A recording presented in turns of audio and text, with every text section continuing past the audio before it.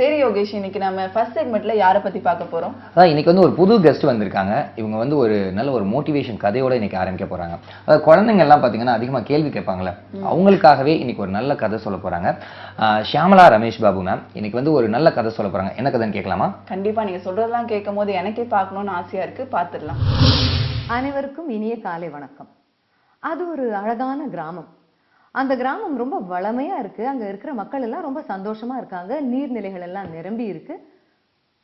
மரங்கள் எல்லாம் செடி பூ காய் கனியோட பூத்து குலுங்கி ரொம்ப அழகான கிராமம் அது. ஆனா அந்த கிராமத்துல இருக்கிற மக்களுக்கெல்லாம் ஒரு விதமான ஒரு பயம் ஒண்ணு உண்டு. அது என்ன பயம் அப்படின்னா, அந்த கிராமத்துல இருக்கக்கூடிய அந்த ஒரு எரிமலையை பத்தின பயம். அந்த எரிமலை என்னைக்குமே வெடிச்சு செதறினதும் கிடையாது, தீப்பிழம்ப குழம்ப வெளியில விட்டதும் கிடையாது. ஆனா ஏன் அந்த கிராமத்து மக்கள் பயப்படுறாங்க அப்படின்னா, அந்த எரிமலை கிட்ட வினோதமான ஒரு பழக்கம் ஒண்ணு இருக்கு. காத்து அடிக்கும் போதெல்லாம் எரிமலை தன்கிட்ட இருந்து நிறைய கேள்விகளை வெளியில கக்குமா. அந்த கிராமத்துல இருக்கிற ஒரு வீட்டுக்கும் ஒரு கேள்வி போய் காகிதத்துல விழுமா. அவங்க அதுக்கு சரியான பதில் எழுதின உடனே காத்துல திருப்பி அந்த எரிமலைக்கு அந்த பதிலும் போய் சேர்ந்துருமா. இதுல பயப்பட என்ன இருக்கு, அழகா விடை எழுதிட்டா முடிஞ்சு போச்சு அப்படின்னு நாம நினைப்போம். அதுதான் இல்லை. சரியான விடையை எழுதாதவங்களுக்கு தோல் ரொம்ப சொரசொரப்பா, தோல் ரொம்ப தடிமனா ஆயிடுமா. அது மட்டும் இல்ல, திருப்பி அந்த எரிமலை கேள்வி அனுப்பும்போது சரியா முதல் தடவை பதில் சொல்லாதவங்களுக்கு 2 கேள்வி அனுப்புமா. இந்த கிராமத்து மக்களுக்கு இது ரொம்ப ஒரு மன வருத்தத்தை தந்துதான் உடனே அவங்க கோவில்ல ஒரு சிறப்பு வழிபாடு பண்ணிடணும், இதுக்கு எதுக்காவது ஒரு வழி பண்ணணும்னு முடிவு பண்ணி கடவுள்கிட்ட என்ன வேண்டிக்கிட்டாங்களாம், கடவுளே இந்த எரிமலை அனுப்புற கேள்விகளுக்கு எல்லாத்துக்கும் எங்களுக்கு விடை தெரியணும், இந்த எரிமலை எங்களுக்கு எளிமையான கேள்விகளையே கேட்கணும்னு பிரார்த்தனை பண்ணிக்கிட்டாங்களாம். இப்படியாக கதை போகுது. கோடை விடுமுறை முடிஞ்சு குழந்தைகள் எல்லாம் பள்ளிக்கூடத்துக்கு போயிட்டு வீட்டுக்கு ஆசையா ஓடி வரும்பொழுது நம்மள எத்தனை பேர், வாடா ராஜா இன்னைக்கு நான் உன்னை இல்லாம ரொம்ப மிஸ் பண்ணிட்டேன், இவ்வளோ நாள் நீ என்னோட வீட்டுல இருந்தியா, இன்னைக்கு ஸ்கூலுக்கு போயிட்டேன், அம்மாக்கு ரொம்ப போர் அடிச்சுது, நீ இல்லாம நான் எனக்கு ரொம்ப போர் அடிச்சுது அப்படின்னு எத்தனை பேர் சொல்லுவோம். மாறா இந்த கதையில இருக்கிற எரிமலை மாதிரி கேள்விகளா கேட்க ஆரம்பிச்சிருவோம். இன்னைக்கே பாடம் நடத்தியாச்சா, புஸ்தகம் எல்லாம் கொடுத்தாச்சா, என்னைக்கு அட்டை போட சொல்லியிருக்காங்க, ஹேண்ட்புக் கொடுத்தாச்சா, போன வருஷம் வந்தவங்களே தான் இந்த வருஷம் கிளாஸ் டீச்சரா, போன வருஷம் ஃப்ரெண்ட்ஸ் யாராவது இந்த வருஷம் இருக்காங்களான்னு அடுக்கடுக்கா குழந்தைகிட்ட கேள்வியை கேட்டுக்கிட்டே போவோம்.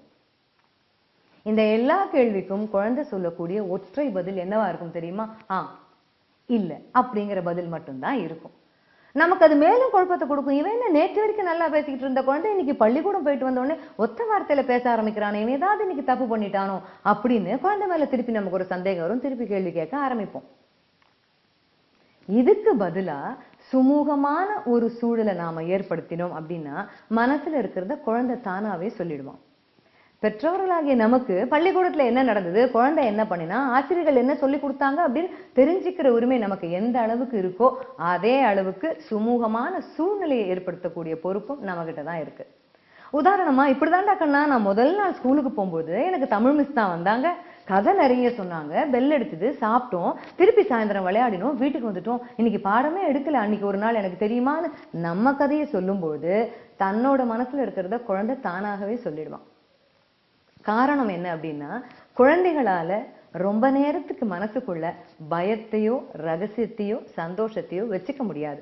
யாராவது கேட்கறதுக்கு சரியான நபர் கிடைக்க மாட்டாங்களா, சரியான சூழல் அமையாதா, சரியான ஒரு சந்தர்ப்பம் கிடைக்காதான்னு குழந்தைங்க பார்த்துக்கிட்டே தான் இருப்பாங்க. அந்த சரியான நபர் நாம, அதாவது பெற்றோராக இருந்தோம் அப்படின்னா, அந்த சரியான சூழலை ஏற்படுத்தி கொடுக்கிற நபர் நாம இருந்தோம் அப்படின்னா, அந்த சரியான நபர் ஏற்படுத்தி கொடுக்கக்கூடிய சூழல் நம்ம வீடா இருந்தது அப்படின்னா, இன்னைக்கு மட்டும் இல்ல, வளர்ந்து எவ்வளவு பெரியவங்களா ஆனாலும் சமுதாயத்துல என்ன நெருக்கடி வந்தாலும் குழந்தைகள் தங்களுடைய மனசுல இருக்கக்கூடிய எல்லா விஷயத்தையும் பகிர்ந்துக்கக்கூடிய முதல் ஆள் நாமத்தான் இருக்கும். ஷியாமலா மேம் சொன்னது கேட்டு ரொம்பவே இன்ட்ரெஸ்டிங்கா இருந்துச்சுல? ஆமா, ஷியாமலா மேம் சொன்ன கதையும் கருத்தும் ரொம்பவே பயனுள்ளதா இருந்தது.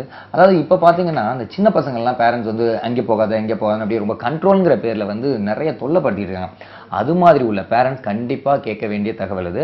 அவங்களுக்காகவே மேம் வந்து ஸ்பெஷலா தகவல் கொடுத்தாங்க. இன்னும் இது போல நிறைய கதைகள் நம்ம அடுத்தடுத்த எபிசோட்ல வந்து சொல்ல காத்துட்டு இருக்காங்க. தொடர்ந்து பாருங்க.